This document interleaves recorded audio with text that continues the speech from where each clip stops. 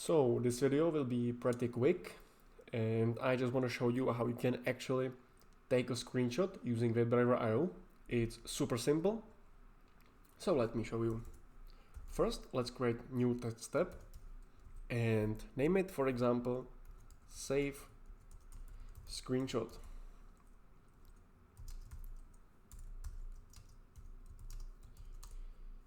Oops, small typo here. And let's say you are still on this website and you just want to take a screenshot, because taking screenshots is pretty popular in test automation, and very often you will need to take some screenshots. And for that, again, you will need to use the context of the browser. And the function name is save screenshot. And then you can specify the name of that screenshot. So your name.png. And remember, your screenshot name needs to have suffix of png. So let's now run it.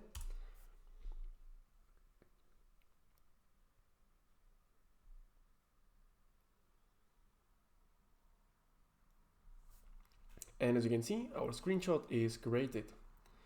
And if you open it, you can see that it screened our website. And you may be asking, what will happen if I run the test again? Will it add second screenshot? And the answer is no. It will always override the screenshot with the new one from the last run which you do. So if I now run the test again,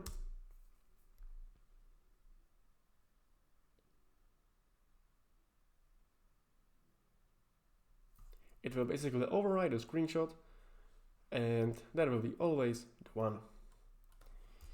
So that's pretty much it. Again, remember, for taking screenshots, you need to use a global object of browser.